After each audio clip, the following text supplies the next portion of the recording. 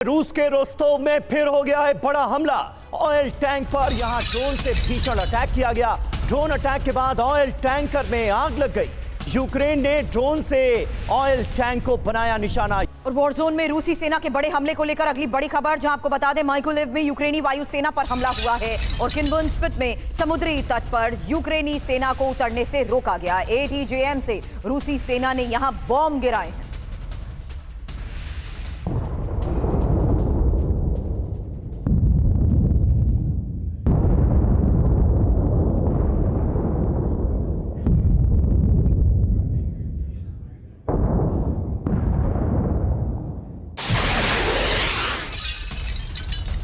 और अगली बड़ी खबर, यूक्रेन पर रूस की पश्चिम को धमकी। पश्चिमी देश आग के साथ खेल रहे हैं, ये कहा है लावरोव ने। विदेश मंत्री सरगेई लावरोव की ये बड़ी चेतावनी रूस की तरफ से सामने आई है। कुर्स्क में पश्चिमी हथियारों से हमलों को लेकर ये धमकी दी गई है। पश्चिमी देशों की वजह से महायुद्ध का खतरा बढ़ता जा रहा है, ये कहा गया है लावरोव की तरफ से। तो कुल मिलाकर रूस ये बताने की कोशिश कर रहा है कि पश्चिमी देश, जो तमाम वेस्टर्न कंट्रीज हैं, वो आग के साथ खेल रहे हैं। रूस की धमकी क्या है? अमेरिका की वजह से महायुद्ध का खतरा बढ़ता नजर आ रहा है। कीव को लंबी दूरी के हथियार देना बहुत खतरनाक साबित हो सकता है। एक बार फिर रूस ने चेताया है, यूक्रेन को हथियार देना जैसे बच्चे को माचिस देना है। यूक्रेन की मांग मानकर पश्चिम आग से खेल रहा है, यह कहा है सरगेई लावरोव ने।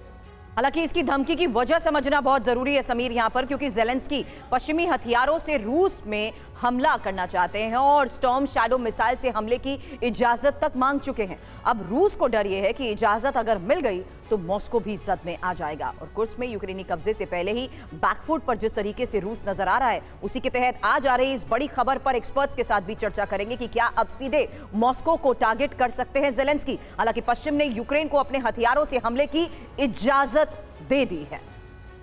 और हमारे साथ इस वक्त तमाम खास मेहमानों का बड़ा पैनल मौजूद है, उनसे आपका तारुफ करा दें। मेजर जनरल संजय सोय साहब हमारे साथ मौजूद हैं, कर्नल अनुराग शुक्ला हमें ज्वाइन कर चुके हैं, डॉक्टर पीके घोष हमारे साथ मौजूद हैं डिफेंस एक्सपर्ट के तौर पर, निनाद सेठ साहब हमारे साथ मौजूद हैं, विदेश मामलों के जानकार हैं। हमारे तमाम सहयोगी हमारे साथ जुड़े हुए हैं, मनीष झा हमारे साथ हैं, सुमित चौधरी हमारे साथ हैं। लेकिन सबसे पहले आपको लिए चलेंगे वॉर जोन। इस वक्त कीव से विपिन चौबे हमें ज्वाइन कर रहे हैं। विपिन, सबसे पहले मैं आपसे जानना चाहूंगा, क्योंकि हमले दोनों तरफ से हो रहे हैं, यूक्रेन की तरफ से भी जवाब दिया जा रहा है, लेकिन खास तौर पर जो बॉर्डर इलाके हैं रूस के, वो यूक्रेन के निशाने पर नजर आ रहे हैं। युद्ध भूमि में अभी क्या होता, क्या घटता देख रहे हैं? देखिए, मैं खार्किव, सुमी समेत तमाम शहरों को, तमाम बॉर्डर से होते हुए वापस कीव पहुंचा हूं। और कीव में जिस तरह का दहशत मैंने देखा, ऐसे 4 दिन पहले नहीं था, क्योंकि मैं 21 तारीख को यहां पर पहुंचा हूं और तब कीव का माहौल और आज की तारीख में कीव का माहौल बहुत बदल गया है। पिछले 3 दिनों में कीव पर जिस तरह से हमले हुए हैं, पूरा शहर रात में ब्लैकआउट है, सिर्फ स्ट्रीट लाइट्स को छोड़कर कुछ भी नहीं जल रहा है। और इससे आप समझ सकते हैं कि राजधानी कीव में अगर हालात ऐसे हैं, डर और दहशत ऐसा है, तो बॉर्डर्स में कैसे होंगे। अब बात करिए बॉर्डर्स में क्या कुछ हो रहा है। देखिए, लड़ाई बदल रही है, क्योंकि क्रुक्स को लेकर पुतिन बहुत ज्यादा इमोशनल है और क्रुक्स की लड़ाई को वो जीतना चाहते हैं। इसीलिए एक बड़ा संदेश दे रहे हैं कि अगर क्रुक्स खाली करके नहीं गए तो हम यूक्रेन के तमाम शहरों को बिल्कुल जमींदोज कर देंगे। इसीलिए राजधानी कीव पर इस तरह के हमले किए जा रहे हैं। दहशत सुमी में भी है, दहशत खार्किव में भी है, दहशत कुपियांस्क में भी है, इन समेत तमाम बॉर्डर के इलाकों में है।